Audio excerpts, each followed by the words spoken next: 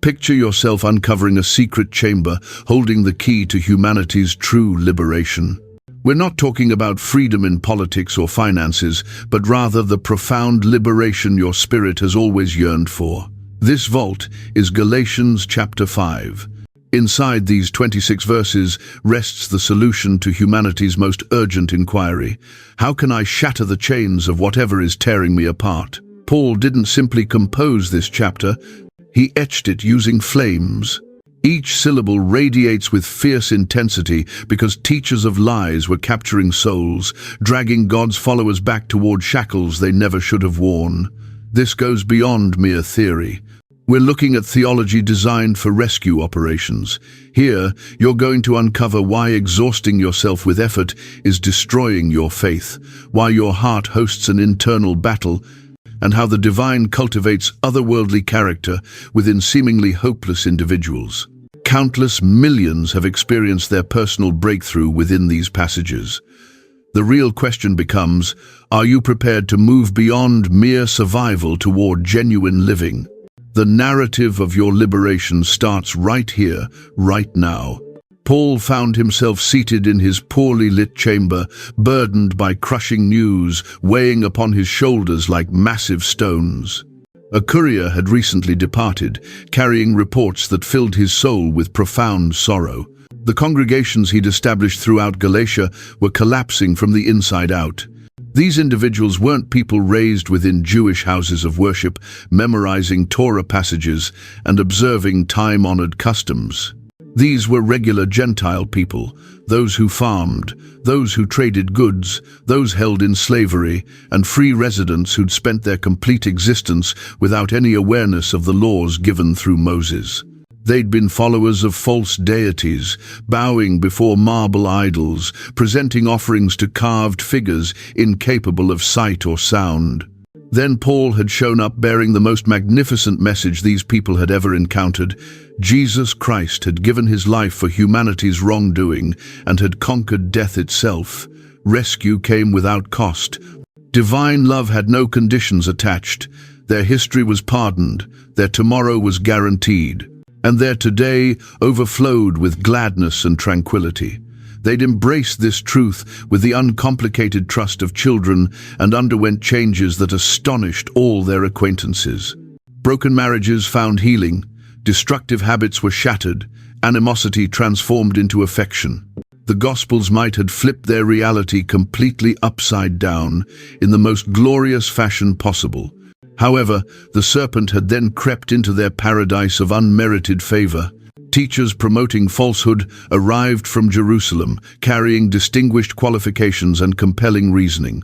They communicated with ecclesiastical power and referenced old scriptures. Their teaching was cunningly crafted, yet fatally poisonous. Paul instructed you skillfully, but he kept the complete narrative from you. Certainly, Jesus gave his life for you, yet that's merely the starting point.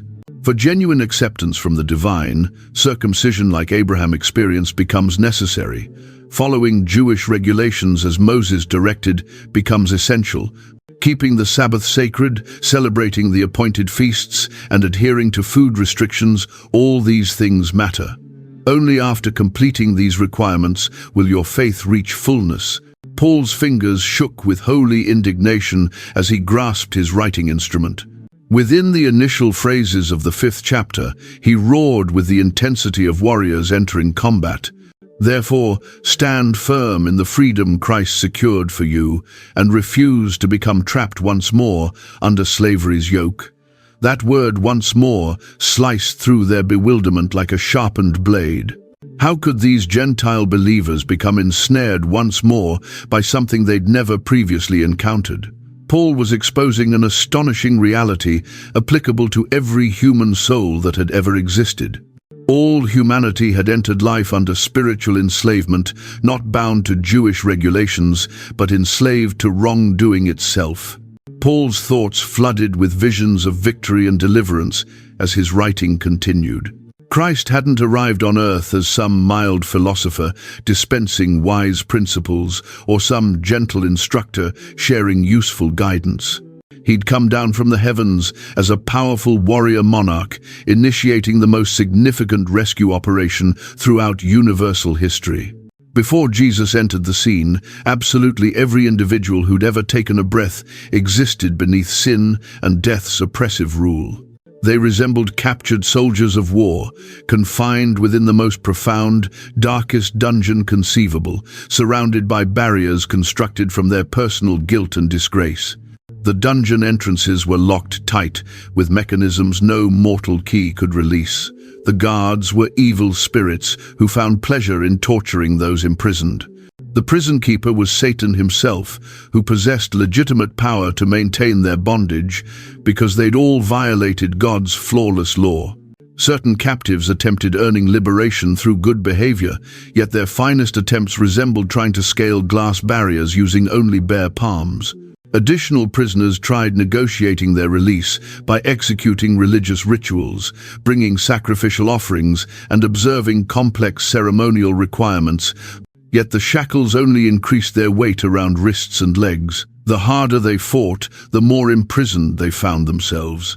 Then, Christ exploded onto the war zone like a victorious commander directing the supreme freedom force. He didn't arrive to bargain with the adversary or present ransom payment for chosen captives. He came for total annihilation of the force, imprisoning humanity and liberation of every single prisoner. The confrontation proved brutal and expensive. Upon the cross, Jesus took into himself the complete penalty that justice required for every transgression ever committed or that would ever be committed. He seized death's and hell's keys from Satan's clutches and snapped them within his powerful grasp. When he emerged from the tomb on day 3, the dungeon barriers disintegrated like castles of sand before ocean waves. The bonds that had restrained humanity across millennia exploded like fragile glass. The gates that had determined people's destinies burst open completely. Every imprisoned soul could step freely into God's grace, into its dazzling sunshine. This wasn't some halfway rescue where certain prisoners obtained superior conditions while additional ones stayed locked away. This wasn't conditional release that might be cancelled for poor conduct. This represented absolute, total, everlasting freedom. Paul desired every Galatian believer to grasp that their liberation had been bought at the most unimaginable cost, God's own Son's blood, and guaranteed by the mightiest force in all existence, the resurrection might of the Almighty himself.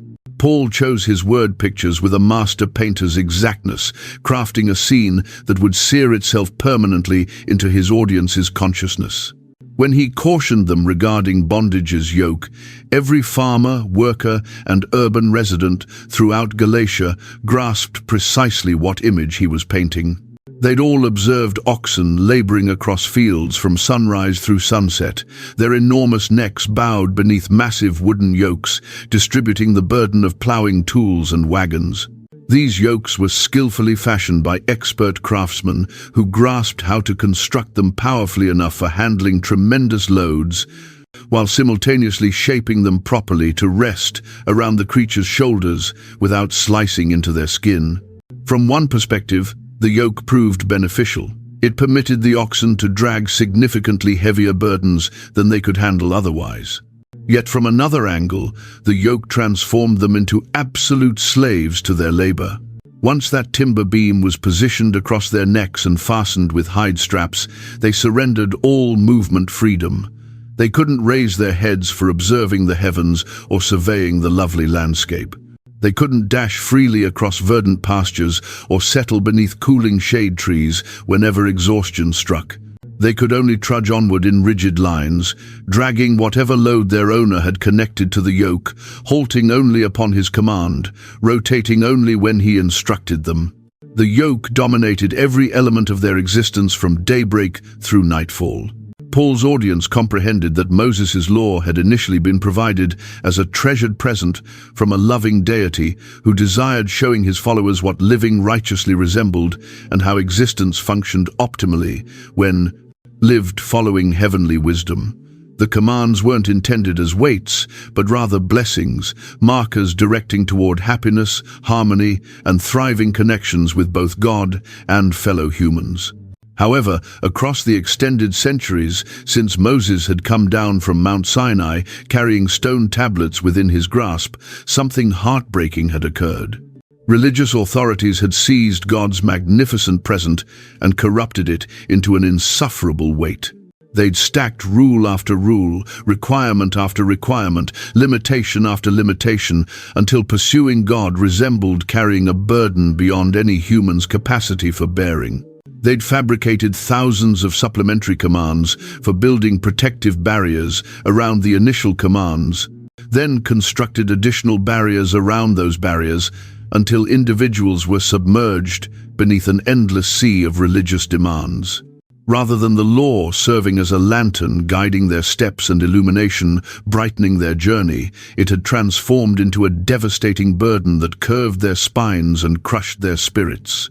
They wore themselves out, attempting to maintain every requirement flawlessly, calculating their compliance in cautious measurements, existing in perpetual anxiety that they'd overlooked some hidden demand or neglected to execute some ceremony with total exactness. The teachers of deception, who'd penetrated the Galatian congregations like predators disguised in harmless coverings, had concentrated their offensive on one particular front: the time-honored ritual of circumcision. Yet they weren't merely exploring a medical operation or cultural tradition. They'd converted this bodily indicator of God's agreement with Abraham into something significantly more dangerous: a spiritual examination determining whether somebody was authentically rescued or simply pretending believer status. These eloquent deceivers murmured their toxin into bewildered converts' hearing. Paul served as a capable missionary who initiated your journey correctly, yet he kept information you needed to possess from you. He provided you salvation in its basic form, the introductory edition, the partial gospel. Certainly, it's accurate that Jesus perished for your transgressions, and that's marvelous to the extent it extends. However, if you authentically desire membership within God's household, if you genuinely desire receiving all benefits belonging to His followers, if you honestly want completion in your faith, then taking this one extra action becomes necessary. Circumcision, just like Abraham underwent, just like every faithful Jewish male has undergone across thousands of years, becomes essential. It's truly a minor matter, a small operation demonstrating your genuine dedication to pursuing God with complete devotion. Without completing it, you're only partially rescued, conditionally accepted, tentatively loved. Paul perceived through their trickery with the precision of someone who'd once been imprisoned within identical deception himself. His answer in the second verse detonated off the parchment like electricity splitting the atmosphere. Pay attention. I, Paul, declare to you that if circumcision is what you choose, Christ becomes worthless to you, offering no benefit whatsoever. These weren't phrases from somebody offering relaxed perspectives or presenting mild recommendations. This represented an apostle of Jesus Christ, delivering a heavenly thunderbolt that would either set free or devastate everyone hearing it. Paul wasn't attacking the bodily act of circumcision by itself. He'd undergone circumcision on his 8th day of existence following Jewish tradition, and numerous other authentic believers had experienced this identical operation without any spiritual difficulties. The problem wasn't the procedure, but rather what these deceptive teachers were transforming it to represent. They were advancing a fatal formula. Jesus, combined with circumcision, produces salvation. Yet Paul announced with apostolic power that this reasoning actually rendered Christ absolutely useless to anyone accepting it. If even the smallest human achievement could be combined with what Jesus has accomplished on the cross, then Jesus had accomplished absolutely zero. The Galatian believers were being tricked into believing they could somehow enhance God's flawless salvation gift. Like somebody receiving a perfect diamond valued at millions of dollars and then attempting to amplify its worth by attaching a fragment of shattered glass discovered within a garbage pile. Paul established a basic principle of spiritual calculation that would transform how humanity grasped salvation throughout remaining human history. This wasn't intricate theology demanding years of education for comprehension. It was elementary mathematics that even youngsters could understand, yet so deep that it would shake every false religion's foundation ever created. Within the third verse, he presented a reality that sliced through religious bewilderment like a keen edge cutting through knotted cord. For I declare once more to every person who undergoes circumcision that such a person becomes obligated to fulfill the complete law. If you selected the route of obtaining God's approval through your personal moral achievement, religious rituals, and virtuous actions, then you couldn't select which regulations to observe. Like choosing dishes from a dining menu, you'd obligated yourself to maintaining absolutely every command, flawlessly every instant of every day throughout your complete lifetime. Not 95% compliance with some permissible errors. Not even 99.99% achievement with sporadic minor mistakes that might be disregarded. Flawless execution according to God's boundless standard remained the singular achievement level that mattered whatsoever. Paul understood from painful personal history that this was utterly impossible for any human to achieve. Prior to his striking encounter with Jesus on Damascus's road, he'd been the most devout person alive, observing every regulation with intense commitment that impressed even his fellow Pharisees. He'd committed enormous scripture portions to memory, abstained from food twice weekly, gave a tenth down to the tiniest garden herbs, and preserved ceremonial cleanliness with fixated exactness. Yet, notwithstanding all his extraordinary attempts, he'd uncovered that even his absolute finest efforts tragically missed God's perfect standard.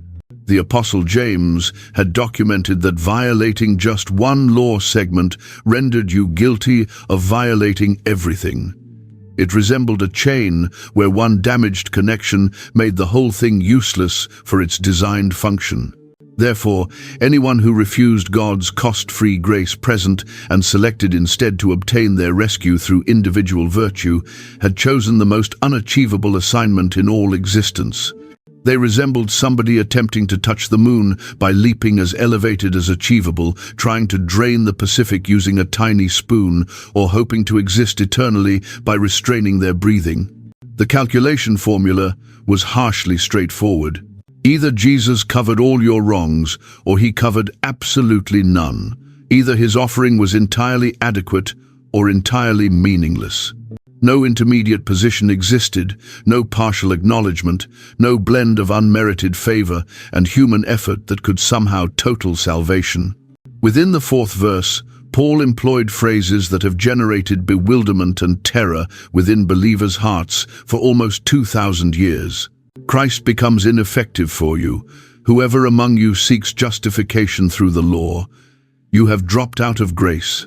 Innumerable Christians have examined these phrases and questioned with horror whether they'd somehow forfeited their rescue and were now traveling directly toward eternal punishment because of some wrongdoing they'd committed or some spiritual breakdown they'd encountered. Yet Paul was explaining something entirely distinct from forfeiting salvation. He was clarifying how these believers had tumbled from the grace arrangement and fallen back into the draining works arrangement, like somebody stumbling from a moving walkway onto a treadmill configured at highest velocity. Envision a tired traveler walking along an extended dusty road beneath the scorching heat of midday sunshine. His feet are wrapped with agonizing sores. His spine hurts from transporting a weighty pack. Perspiration streams down his features and saturates his garments, and every movement demands enormous exertion. His endpoint remains numerous miles distant, and he's starting to question whether he'll ever possess the capacity to arrive there. Abruptly, a caring friend drives up alongside him within a pleasant, air-cooled automobile with cushioned leather seating and presents him a totally cost-free transportation to precisely where he requires going. Appreciative beyond expression, the drained man tosses his pack within the rear seating, enters the passenger area, and relaxes back to appreciate the comfortable journey. The refreshing air revitalizes his skin. Soothing music calms his hearing, and he wonders at how the distance passes smoothly while he does zero except rest and rely on his friend's navigation abilities. Yet after traveling in luxury for a period, he starts feeling troubled about receiving such an extraordinarily generous present. Shame begins murmuring within his thoughts. This seems incorrect. You ought to be walking like everybody else. You haven't earned this effortless transportation. What sort of person receives such lavish assistance? You ought to be gaining your path to your endpoint through your personal hard labor and resolve. These reflections intensify progressively until ultimately he cannot tolerate it further. He requests his friend to stop the automobile. Regardless of his friend's objections and proposals to extend the cost-free transportation completely to the conclusion, he exits and continues his draining expedition on foot. Plodding along the heated road surface with his substantial load once more bearing down his shoulders, he hasn't forfeited his endpoint. The destination he's attempting to contact remains there, anticipating him, and he's genuinely nearer to it than when he began walking. Yet he has tumbled from the grace vehicle back into the tired, agonizing expedition of attempting to contact his objective through his personal struggling attempts. Paul exposed one of the most magnificent and uplifting realities about genuine Christian existence that had ever been documented for human vision to examine.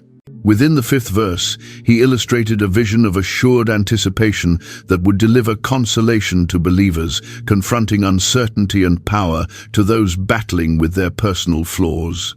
For we, through the Spirit, anticipate the expectation of righteousness through faith. This wasn't about anticipating becoming righteous within God's perception. Anyone who'd authentically relied upon Jesus Christ as their rescuer was already flawlessly, totally, eternally righteous, at that precise instant, dressed in Christ's personal perfect righteousness, like wearing the most excellent royal garments woven from strands of absolute gold. Their righteousness wasn't founded on their achievement, but rather on Jesus's achievement. It wasn't obtained through their compliance, but obtained through his compliance. It wasn't incomplete or conditional, but total and everlasting. Paul was discussing, anticipating the complete blossoming and ultimate expression of that righteousness, when what was spiritually accurate would transform into physically observable, and what was positionally genuine would transform into experientially total. It resembled a farmer who'd planted the most excellent seeds obtainable within rich, properly readied ground during the ideal season, and was presently anticipating enthusiastically for gathering time to come. The vitality was already present, concealed underneath the ground, developing continuously day after day, even though it couldn't yet be observed. The harvest was completely guaranteed because the seed was excellent, the ground was productive, the climate was suitable, and the farmer was skilled and reliable. Yet the complete expression of that concealed vitality was still approaching within God's flawless timing. Within precisely the identical fashion, believers who'd been planted within God's grace, soil and moistened by His Spirit, could anticipate with total assurance for the day when their concealed righteousness would be disclosed in all its magnificence. Genuine Christians didn't invest their time nervously glancing backward, attempting to accumulate adequate virtuous actions and spiritual accomplishments to experience confidence about their position with God. They didn't exist in perpetual anxiety that they hadn't accomplished adequate, prayed adequate, examined their Bibles adequate, or cherished others adequate to obtain heavenly approval. Rather, they gazed forward with passionate anticipation and unbreakable expectation to the day when God would finish what He'd initiated within their existence. Their assurance wasn't constructed on the moving sand of their personal unreliable achievement, but rather on the firm foundation of God's unchanging commitments and perfect character. Paul transported this transformative section to its peak conclusion with phrases that would alter how the complete world grasped authentic saving faith's essence. Within the 6th verse, he announced with the complete conviction of somebody who'd been individually instructed by the resurrected Christ personally, For within Jesus Christ, neither circumcision possesses any value, nor does lacking circumcision, but rather faith that operates through love. All the exterior religious indicators that individuals disputed about so intensely, circumcision, baptism, congregation participation, religious rituals, cultural customs, food limitations, sacred days, signified completely zero when determining somebody's connection with God.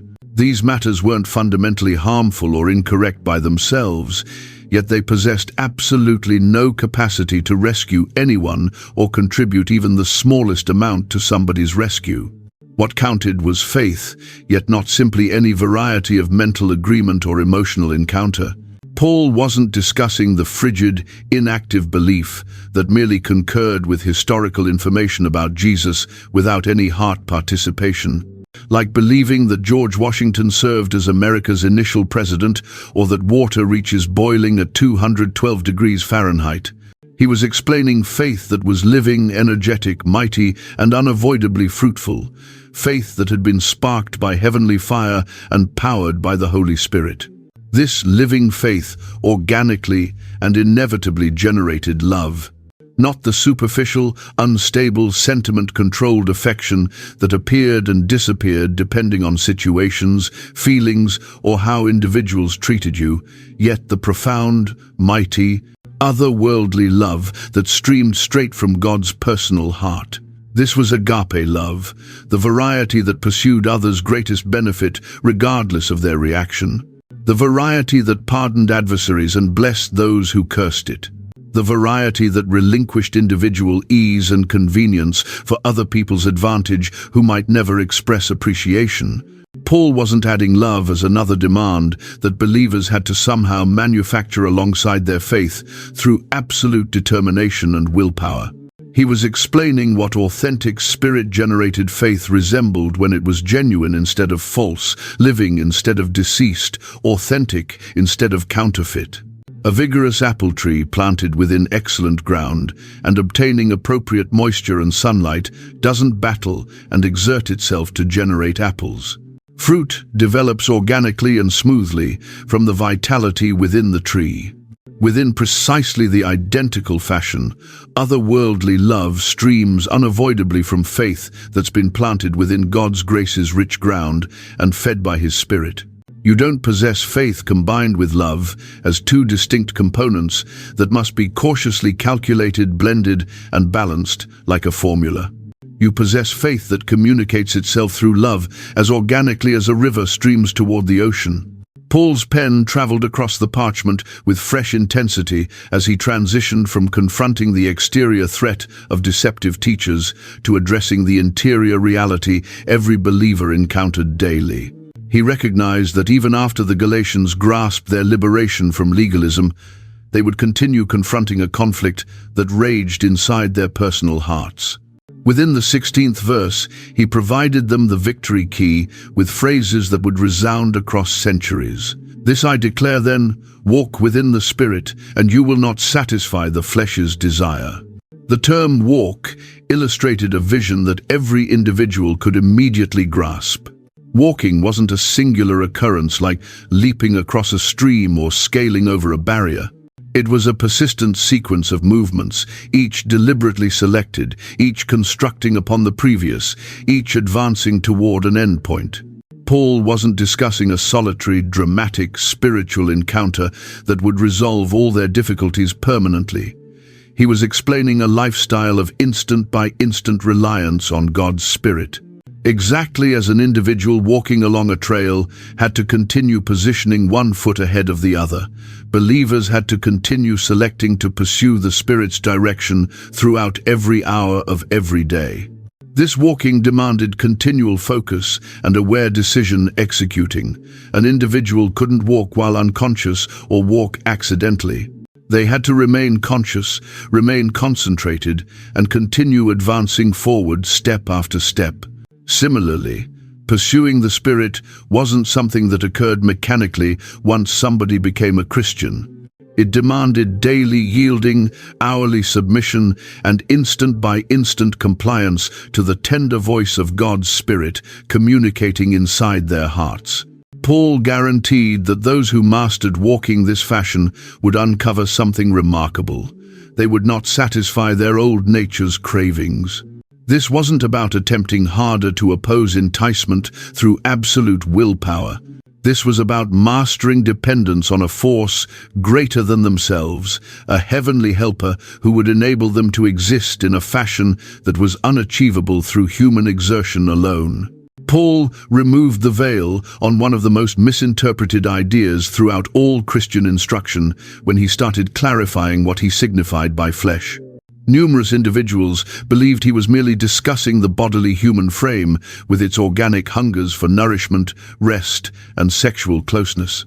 Yet Paul was explaining something significantly more threatening and all-encompassing, the complete fallen human essence that had been damaged by wrongdoing and presently stood in uprising against God's desire.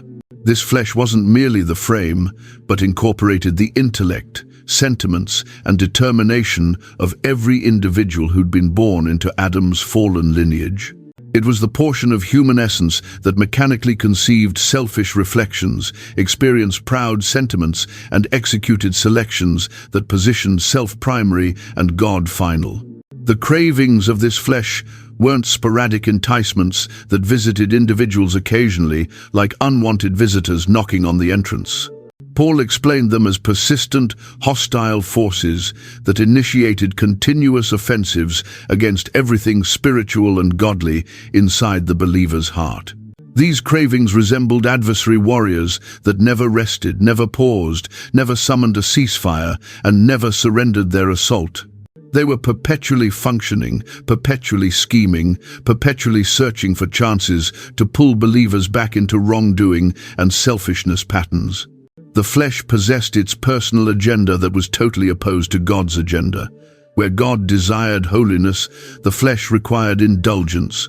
Where God summoned for affection, the flesh demanded animosity. Where God necessitated humility, the flesh required arrogance. Where God wanted harmony, the flesh generated discord. This wasn't a situation of fragility or immaturity that believers would ultimately surpass. Even the most developed Christians uncovered that their flesh stayed functioning and threatening until the day they perished. The flesh didn't improve with years or advance through religious instruction. It stayed completely damaged and totally antagonistic to God's Spirit. Paul desired every believer to grasp that they were confronting a powerful adversary that existed inside their personal hearts and would never willingly yield or arrange a peaceful resolution. Paul disclosed a reality within the 17th verse that would assist believers in grasping why the Christian existence often experienced like such a fierce interior battle. For the flesh desires against the Spirit, and the Spirit against the flesh, and these oppose each other, therefore you cannot accomplish the matters that you desire. This wasn't an explanation of two forces that merely disagreed with each other, like individuals having a courteous discussion about varying preferences. Paul was explaining active combat between two dominions that could never peacefully coexist. The flesh wasn't satisfied to attend its personal affairs, while the Spirit functioned within another section of the believer's existence. It actively resisted, assaulted, and battled against everything the Spirit was attempting to accomplish.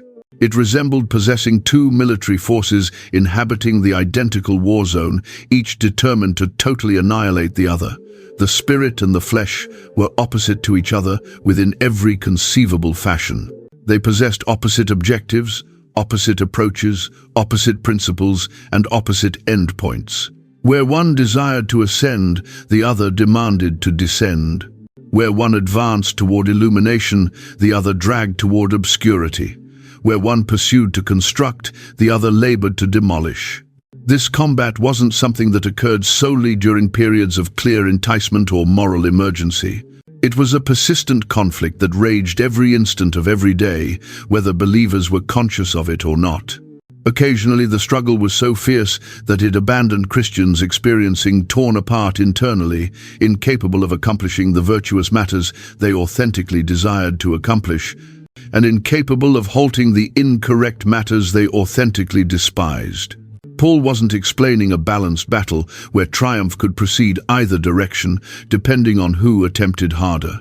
The Spirit was boundlessly more mighty than the flesh and would ultimately prevail within every believer's existence. Yet the flesh would never cease battling, never acknowledge defeat, and never surrender its efforts to recover dominance. This clarified why even developed believers occasionally experienced drain from the interior conflict, and why the Christian existence demanded such persistent watchfulness and reliance on God's capacity instead of human determination. Paul grasped from individual encounter the irritating paralysis that believers experienced when they attempted to exist the Christian existence through human resolve alone. When individuals tried to conquer wrongdoing and chase virtue using zero except their personal willpower, they uncovered something both humbling and frightening.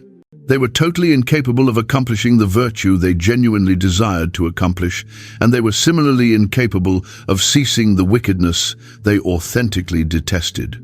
This wasn't a difficulty of lacking awareness about what was correct and incorrect. These believers understood God's desire flawlessly well and concurred with it totally. They weren't bewildered about what they ought to accomplish or uninformed about what they ought to prevent. The difficulty was that understanding the correct matter and possessing the capacity to accomplish the correct matter were two completely distinct situations. It resembled an individual imprisoned within quicksand who could observe the firm ground merely a few feet distant and frantically desired to contact it, yet discovered that every attempt to advance toward security only submerged them more profoundly into the marsh. Or like somebody with a shattered leg who could observe the stairs they required to ascend, yet lacked the bodily capability to raise their foot even onto the initial step. The struggle, Paul explained, wasn't between an individual's intellect and their sentiments, or between their public character and their confidential cravings. It represented the gap between their authentic spiritual longings and their real spiritual capacities. They genuinely desired to cherish their adversaries, yet discovered animosity surging within their souls. They sincerely longed to demonstrate patience with challenging individuals, yet heard furious words emerging from their lips. They honestly meant to demonstrate generosity with their finances, yet found their fingers clutching their wallets firmly. They actually planned to invest time within prayer and biblical examination, yet discovered themselves selecting amusement and ease instead. This paralysis wasn't evidence of spiritual immaturity or insufficient dedication. It served as confirmation of the flesh's mighty grasp upon human essence and the total requirement of relying upon the Spirit's might instead of human exertion.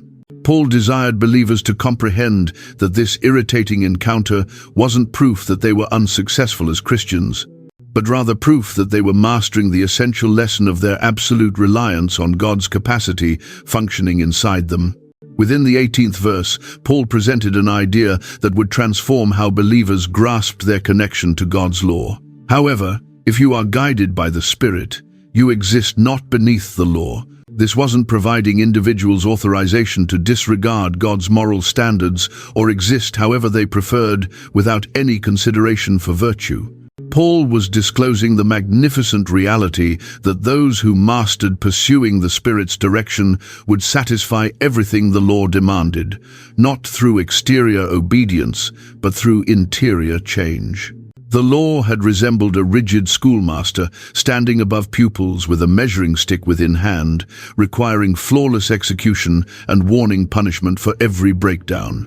It could inform individuals what to accomplish and what to prevent, yet it possessed zero capacity to assist them actually follow its directives. The law could identify the sickness of wrongdoing, yet it couldn't supply the remedy. It could reveal human fragility, yet it couldn't furnish divine capacity. It could indicate the difficulty, yet it couldn't present the answer. Being guided by the Spirit was totally distinct from being propelled by the law. The law shoved from behind, using warnings and judgment. The Spirit pulled from forward, using affection and motivation. The law required exterior conformity regardless of interior dispositions. The Spirit generated authentic heart alteration that organically resulted in correct conduct. The law handled individuals like captives who had to be compelled to labor. The Spirit handled them like cherished offspring who desired to satisfy their celestial Father. When believers mastered walking in rhythm with the Spirit, hearing His voice and replying to His tender direction, they uncovered something miraculous occurring inside their souls. The identical virtue that the law had required, yet could never generate, started streaming from their existence like liquid from a fountain. They discovered themselves desiring to accomplish correct matters for correct motivations. They uncovered affection developing within their souls toward individuals they had formerly resented. They encountered gladness substituting worry, harmony substituting upheaval, patience substituting irritability. This wasn't the outcome of attempting harder to maintain regulations, but rather the organic outcome of permitting God's Spirit to alter them from the interior outward. They were no longer beneath the law's condemning force because they were walking within the Spirit's empowering force. Paul's manner became gravely earnest as he started listing the particular ways that unreformed human essence communicated itself when abandoned to function without the Spirit's dominance. Within verses 19 through 21, he assembled a listing of transgressions that resembled a medical investigator's documentation on the spiritual demise that contaminated every human soul. Now the flesh's activities are obvious, which are these: adultery, fornication, impurity, licentiousness, idol worship, sorcery, animosity, disagreement, jealousies, fury, quarrels, divisions, false doctrines, resentments, killings, intoxication, wild parties, and similar things. Paul organized these 17 particular transgressions into groupings that exposed the thorough corruption of human essence. The initial cluster consisted of sexual transgressions that contradicted God's blueprint for close connections. Adultery that violated marriage commitments, fornication that disregarded marriage completely, impurity that incorporated every manner of sexual contamination, and licentiousness that explained shameless, blatant indulgence in sexual transgression without any effort to conceal it. The second grouping incorporated religious transgressions that positioned something alternative in God's legitimate position. Idol worship that revered manufactured objects instead of the Maker, and sorcery that pursued otherworldly force from evil origins instead of from the Holy Spirit. The third cluster contained social transgressions that demolished connections and societies, animosity that contaminated souls against others, disagreements that manufactured needless struggles, jealousies that cultivated unhealthy rivalry, fury that detonated in unregulated rage, quarrels that intentionally generated difficulty, divisions that produced separations and fractures, false doctrines that advanced deceptive instruction, and resentments that begrudged others' advantages. The concluding grouping explained transgressions of surplus that disclosed the flesh's incapacity to dominate its hungers, killings that demolished existence, intoxication that pursued escape through liquor, and wild parties that chased satisfaction without limitation or moral sense. Paul clarified that these weren't merely individual deeds of wrongdoing, but rather activities, the organic products and unavoidable outcomes of flesh that had been abandoned to pursue its personal cravings. These transgressions weren't mishaps or errors, but rather the foreseeable consequences when human essence functioned following its corrupted programming. They resembled toxic harvest developing on a diseased plant, sour liquid streaming from a polluted fountain, or vapor ascending from a blaze that was consuming with poisonous material. Paul's inventory of fleshly activities guided him to present one of the most grave cautions throughout all holy writings. At the conclusion of verse 21, he announced with apostolic power, "Regarding which I inform you beforehand, as I have previously informed you formerly, that those who practice such matters will not receive God's kingdom as inheritance." This wasn't a relaxed remark or a mild recommendation. It represented a heavenly proclamation that would establish the everlasting fate of everyone hearing it. Paul stressed that this caution wasn't fresh awareness he was distributing for the initial occasion. He had informed them this reality previously when he was bodily attending with them, and he was informing them once more through this correspondence because their everlasting spirits were endangered. The caution wasn't regarding believers who sporadically tumbled into these transgressions and subsequently repented with shattered souls. Every authentic Christian battled with enticement and occasionally failed to oppose it flawlessly. Paul wasn't declaring that a solitary deed of rage or an instant of resentment would eliminate somebody from paradise. He was discussing individuals whose existences were distinguished by these flesh's activities, individuals who execute these transgressions as their standard manner of existing, who experienced ease with conducts that should have appalled them, who demonstrated zero proof of the Spirit's altering force inside their souls.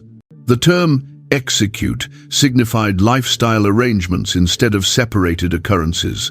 It explained individuals who manufactured these transgressions, their customary selections, their consistent arrangements, their comfortable schedules.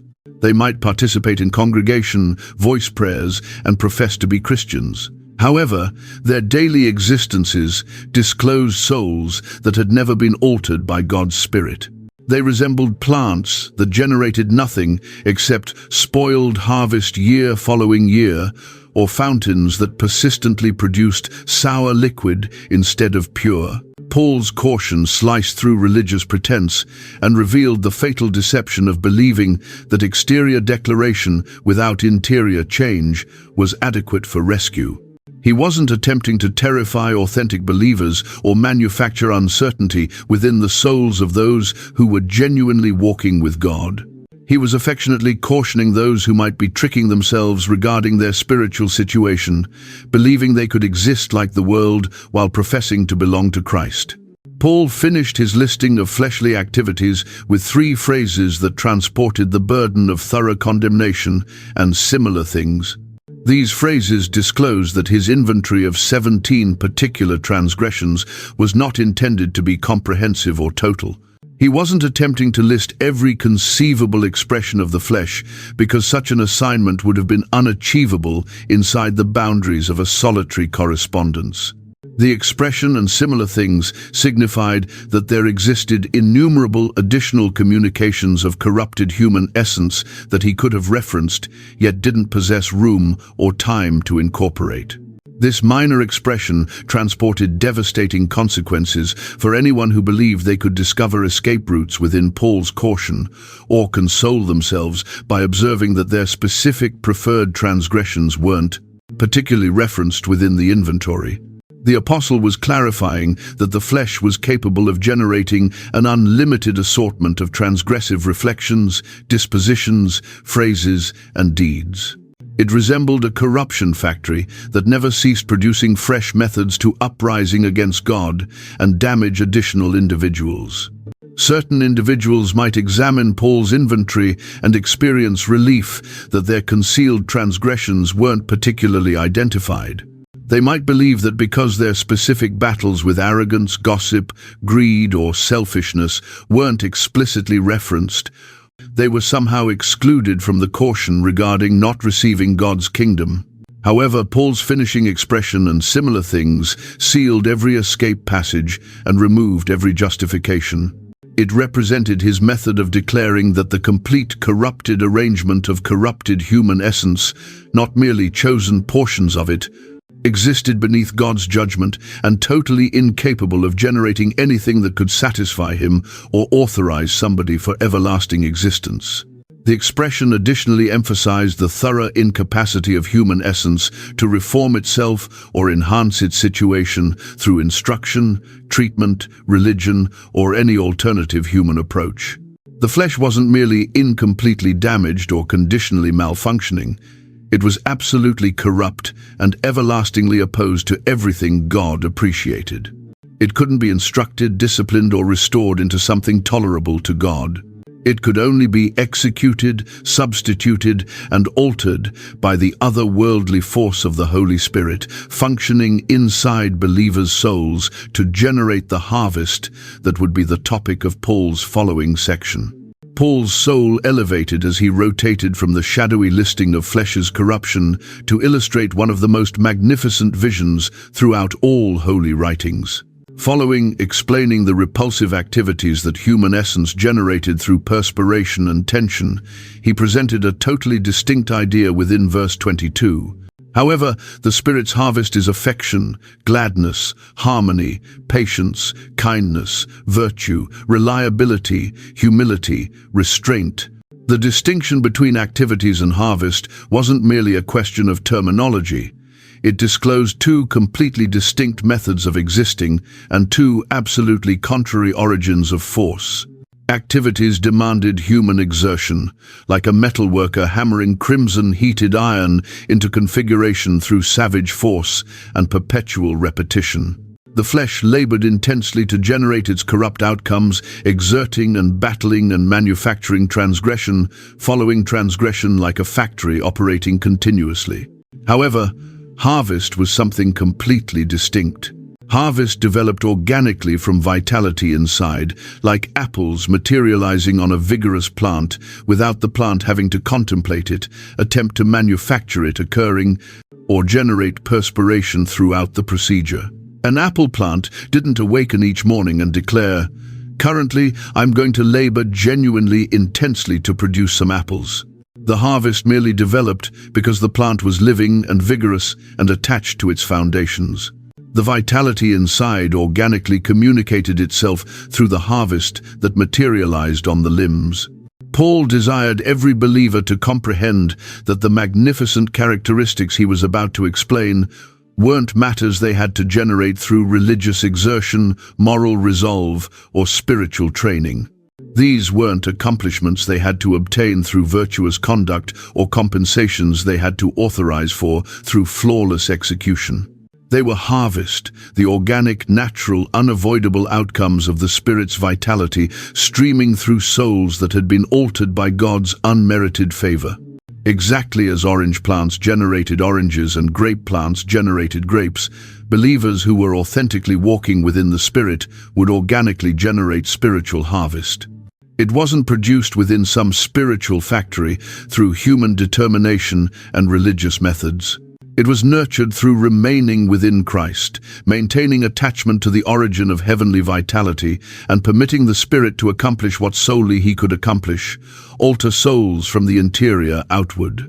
The harvest wasn't compelled or counterfeit or replicated. It was genuine, authentic, and as organic as respiration for those who had mastered depending on the Spirit's force instead of their personal capacity. Paul executed a conscious selection within verse 22 that numerous individuals overlook, yet that discloses something deep regarding how the Spirit functions within believers' existences. He didn't compose the Spirit's harvests are, but rather the Spirit's harvest is, employing the individual manner instead of the multiple. This wasn't a grammar error or an oversight by the magnificent apostle. It represented a deliberately selected phrase that demonstrated how the 9 characteristics he was about to inventory weren't distinct, independent qualities that believers could select and pick, like dishes from a dining selection or components from a formula.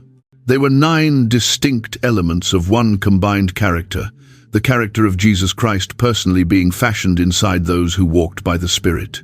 It resembled observing a precious stone with 9 flawlessly carved surfaces, each reflecting illumination in a somewhat distinct fashion, yet all belonging to the identical, valuable gem. Or like hearing an orchestra with 9 distinct musical devices, each performing its distinctive portion, yet all adding to one melodious composition. You couldn't possess affection without gladness, or harmony without patience, or virtue without kindness. They were all attached, all portion of the identical heavenly essence, all communications of the identical spiritual vitality. An individual couldn't declare, "I desire the affection portion, yet not the patience portion," or "I'll accept the gladness, yet bypass the restraint." The harvest was a complete arrangement, one total character being cultivated by the Spirit inside believers who yielded to his altering labor. This signified that believers didn't require worrying regarding attempting to cultivate each characteristic independently through distinct spiritual methods or instruction programs. They didn't require enrolling in a lesson on patience, subsequently registering for a conference on kindness, subsequently executing exercises for restraint. As they mastered walking within the Spirit and remaining within Christ, all 9 elements of his character would progressively materialize within their existences simultaneously, developing at the identical moment, like distinct features materializing on an infant's features as they developed. The Spirit wasn't focused on generating incomplete Christians who possessed some of Christ's characteristics, yet not alternatives. He was devoted to fashioning the total character of Jesus inside every believer, manufacturing them resembling their rescuer within every element of their personality and conduct. Paul positioned affection at the absolute commencement of his inventory for a motivation that proceeded significantly more profound than alphabetical sequence or arbitrary choice. Affection wasn't merely one harvest among 9 equals. It represented the basis from which all the alternatives developed, the foundation from which all the alternatives extracted their vitality, the origin from which all the alternatives streamed like waterways from a fountain. Within the initial language, the phrase Paul employed for affection was agape, a designation that explained something significantly more deep and mighty than human sentiment, passionate attraction, or companionable emotions. This was heavenly affection, the identical affection that had inspired God to dispatch his offspring to perish for transgressors who detested him. The identical affection that had maintained Jesus on the cross when he could have summoned 10,000 celestial beings to liberate him. The identical affection that persisted to chase rebellious souls even when they fled away from his unmerited favor. This agape affection didn't rely on the merit of its target or the reaction it obtained. It wasn't unstable like human sentiments that appeared and vanished depending on situations, handling, or emotions. It was constant, powerful, and totally self-relinquishing, perpetually pursuing the supreme benefit of alternatives regardless of what it required from the individual who cherished. Human affection declared, "I cherish you because you're magnificent, skilled, considerate to me, and you manufacture me experience positive regarding myself." Heavenly affection declared, "I cherish you because affection is who I exist as, not because of who you exist as or what you accomplish for me." Human affection was conditional, and self-benefiting.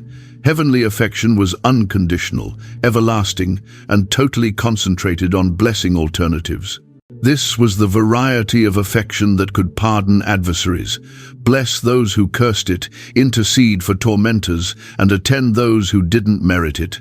It was affection that could maintain patience with challenging individuals, kindness to disagreeable individuals, and generosity toward unappreciative individuals.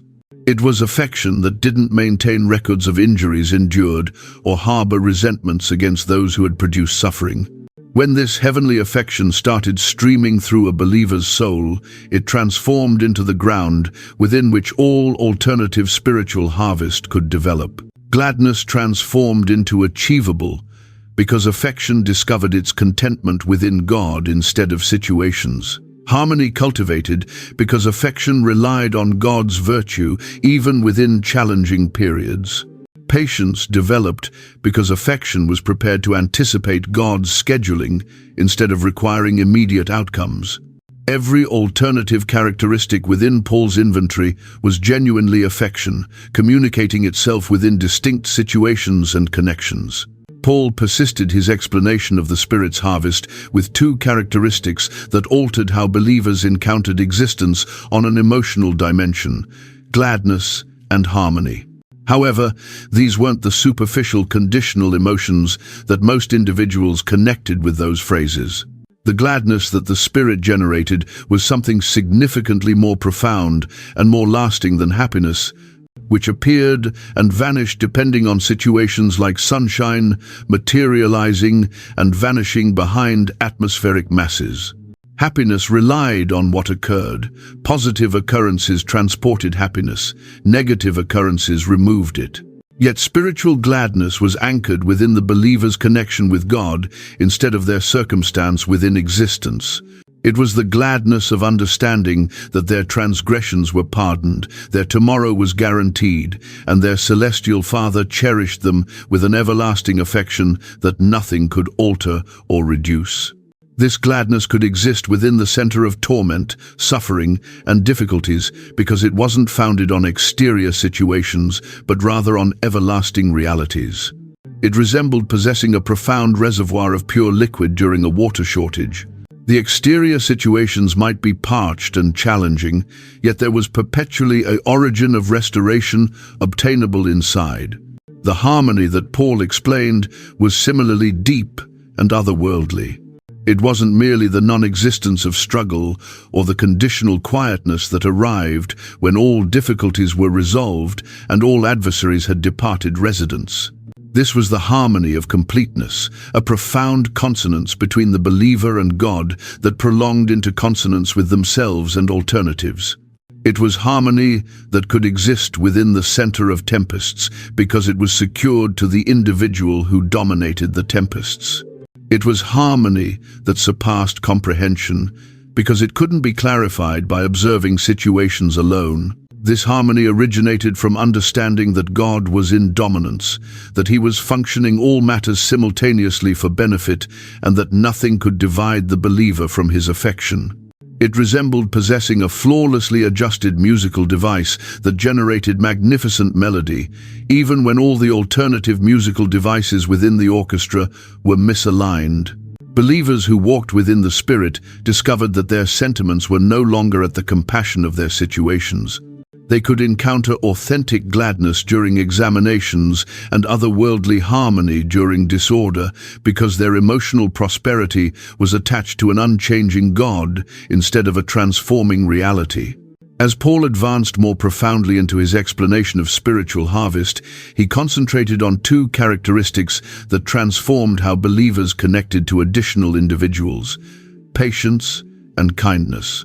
The phrase he employed for patience was long-suffering, which illustrated a vivid vision of affection that had been extended across extended durations of duration without fracturing, like a powerful cord that could tolerate substantial burdens without rupturing. This wasn't the variety of patience that individuals manufactured through clenching their teeth and attempting harder to endure irritating circumstances.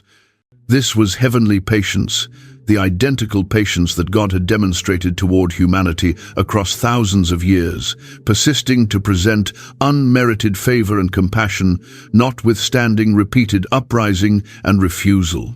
Long-suffering was affection that declined to surrender on individuals, regardless of how numerous occasions they disappointed, damaged, or failed those who cherished them. It was patience with challenging household participants who never appeared to alter, patience with companions who executed the identical errors repeatedly, patience with congregation participants who produced difficulties and struggles, patience with offspring who examined every limitation and disregarded every direction. This patience didn't originate from human determination or organic disposition.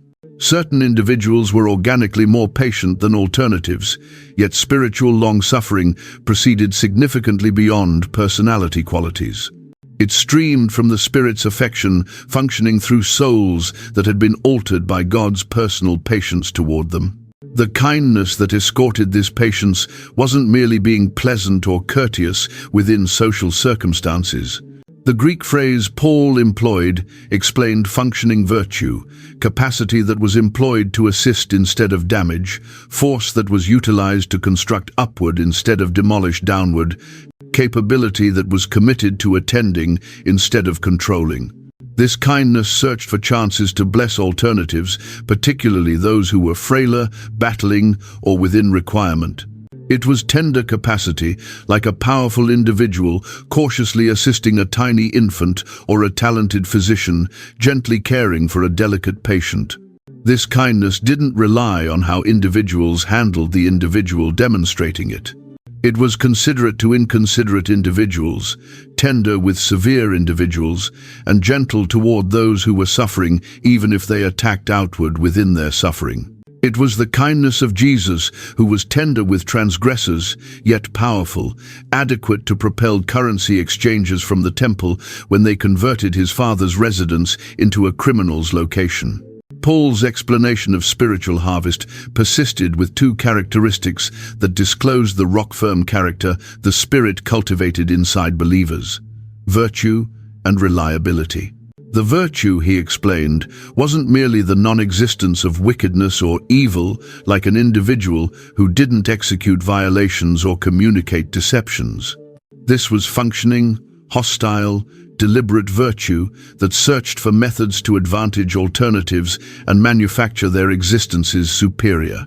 It was virtue that seized initiative, that observed requirements and advanced to satisfy them, that observed suffering individuals and contacted outward to assist them recover. This virtue resembled a fountain that bubbled upward from inside and streamed outward to restore everyone surrounding it.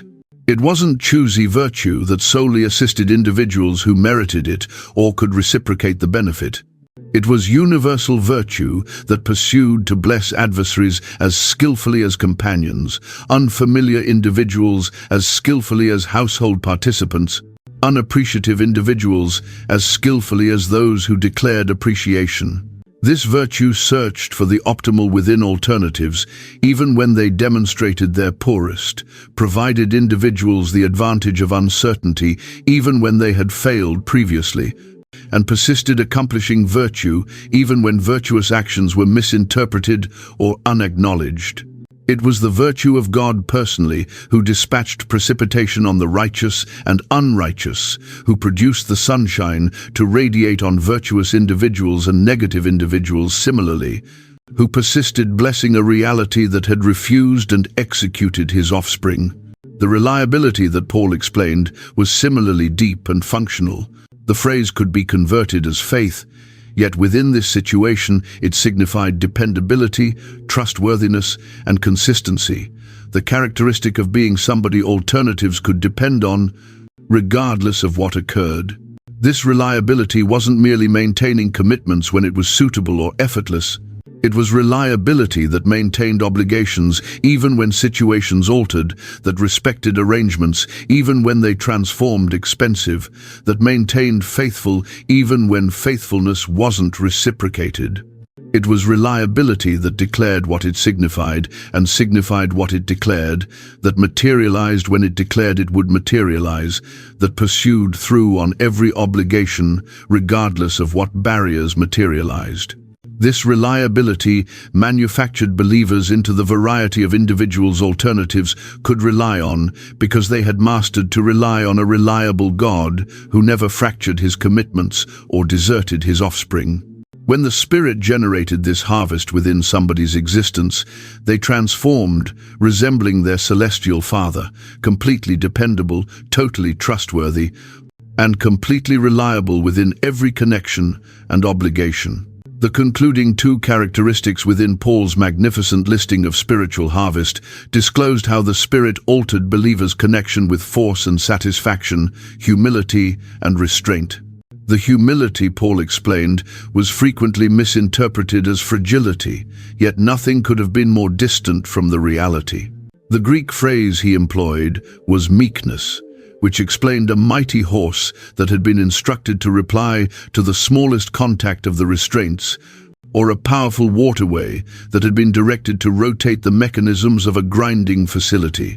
This wasn't fragility, but rather capacity beneath flawless dominance, force that had been yielded to virtuous intentions and could be relied on not to produce damage to alternatives. Jesus had explained personally as meek and modest within soul, not because he was fragile, but because his boundless force was flawlessly dominated and totally committed to blessing instead of devastating. The meek individual was somebody who possessed such assurance within God's affection and fairness that they didn't require to employ their capacity to protect themselves, demonstrate themselves, or compel alternatives to handle them with consideration. They could manage to be tender because they understood that their celestial Father was observing over them and would resolve all records within his flawless scheduling.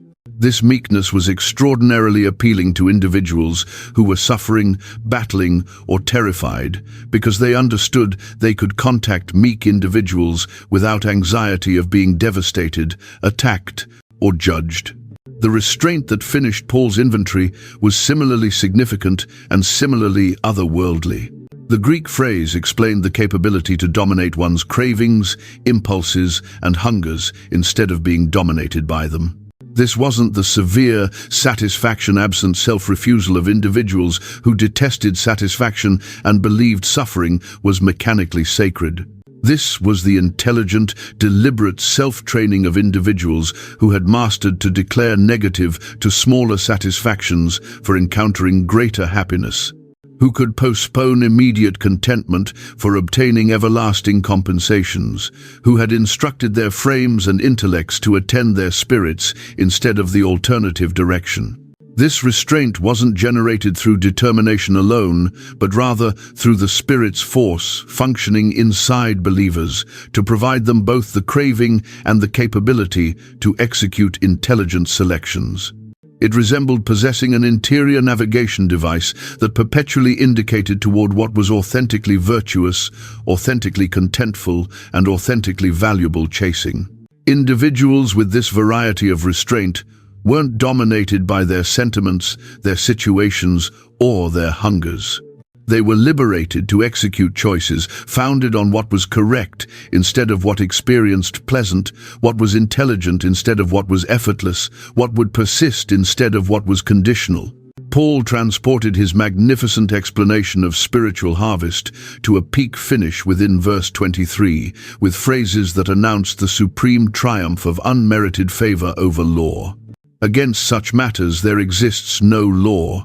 This wasn't merely a relaxed remark or a theological annotation. It represented a transformative announcement that demonstrated how totally the Spirit's labor exceeded every human arrangement of regulations and requirements.